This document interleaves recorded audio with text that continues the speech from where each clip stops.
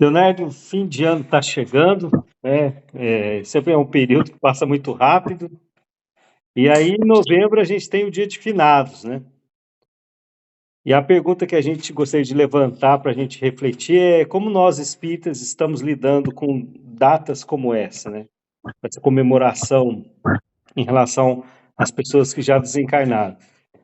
E aí, em conversa que a gente já teve, o confrade Richard Simonetti aborda essa questão na sua obra Quem Tem Medo da Morte, né? E alguns movimentos definem até essa questão como estudo ou tema de palestra em seus trabalhos nas casas espíritas.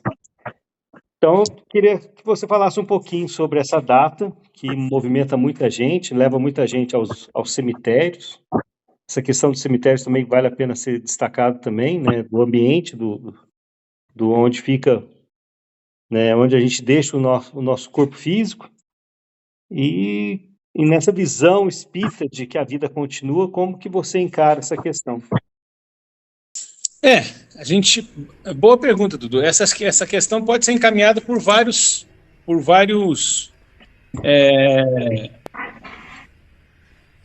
tópicos diferenciados. A gente pode iniciar essa questão por vários tópicos, por vários subtópicos que você comentou. Um subtópico que você comentou que eu acho que é interessante frisar é a questão das efemérides, das datas comemorativas. Há centros espíritas, não estou dizendo que é a maioria, não estou dizendo que é um número muito grande. Isso aí também depende muito de região para região. É uma coisa meio tradicional de centros, depende muito da mentalidade do dirigente, e de cidade para cidade, região para região, varia muito. Mas há centros espíritas que algumas das suas palestras, alguns dos temas das suas palestras são praticamente tradicionais, seguindo o calendário de feriados e até o calendário católico, no certo sentido. Então, há centro espírita que, próximo do Dia das Mães, sempre tem a palestra do Dia das Mães, a importância da maternidade, o que é o Dia das Mães, aquela história toda. Aí, no Dia dos Pais, também tem a palestra sobre o Dia dos Pais, sobre os pais, sobre a paternidade. Aí, no Dia das Crianças, a importância da educação, da evangelização infantil, da mocidade para a criança. Aí tem o Natal, o que significa o Natal, o nascimento de Jesus. Aí tem o Ano Novo, o que é um Ano Novo, o que é o tempo, o que é essa nova oportunidade do calendário.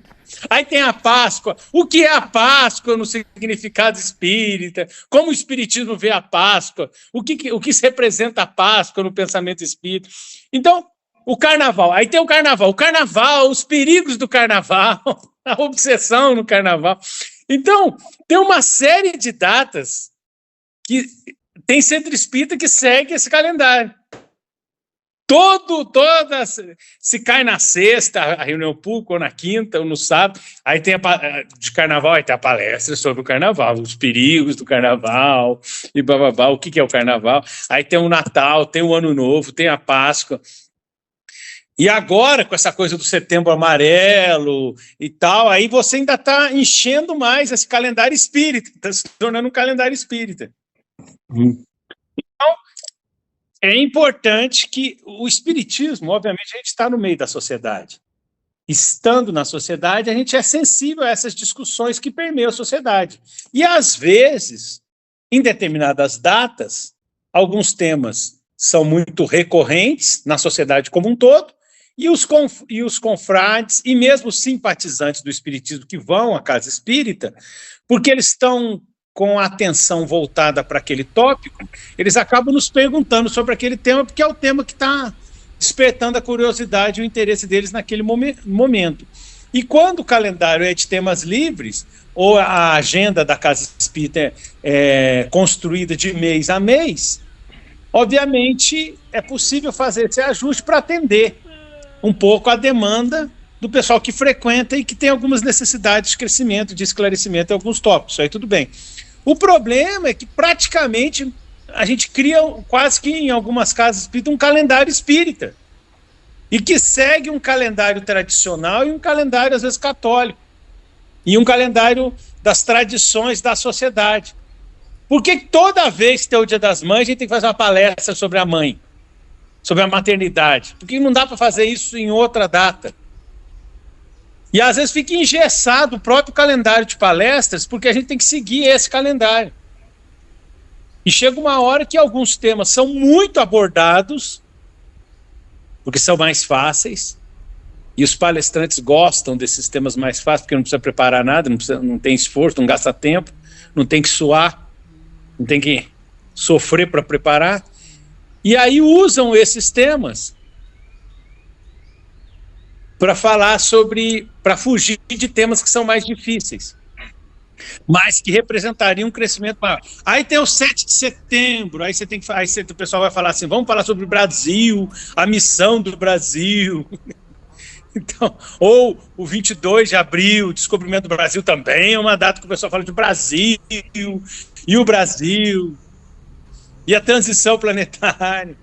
Então é isso. Então o pessoal começa a adaptar o pensamento espírita às datas. Não, as datas é que deveriam servir para a gente aprender o pensamento espírita. Então, isso aí é um ponto. E o dia de finados é uma dessas datas.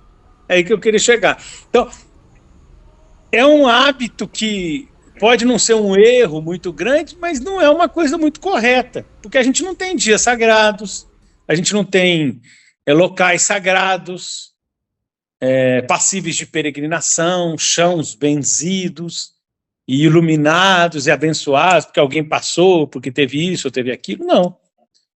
Qualquer lugar pode ser sagrado se a gente fizer jus à condição de espiritualidade superior que todos os locais deveriam apresentar em princípio. São criações, são ambientes dos filhos de Deus e têm um propósito superior de vida, como todas as pessoas, todas as criaturas que são de Deus. Entendendo também o erro como um processo natural dentro da evolução do indivíduo para próximo, para uma harmonia maior com o Criador, porque somos perfectíveis, mas somos criados simples e ignorantes. Então, para atingir a perfeição, temos que passar pelo processo em que o erro é inerente, né? É normal, é natural. Mas então vale esse questionamento. Por que todas as vezes a gente tem que seguir esse calendário do Dia dos Pais, do Dia das Mães, do Natal, da Páscoa, do batismo, do Brasil, no descobrimento, na independência? Então, é um pouco infantil, eu diria. É um calendário um pouco infantil, porque às vezes alguns temas já foram explorados. Então aquele público não precisa desse tema, e nem esse tema está chamando a atenção do público. O público quer saber de mediunidade, de emancipação da alma, de obsessão. Mas os palestrantes gostam. Por que os palestrantes gostam? Os dirigentes gostam também.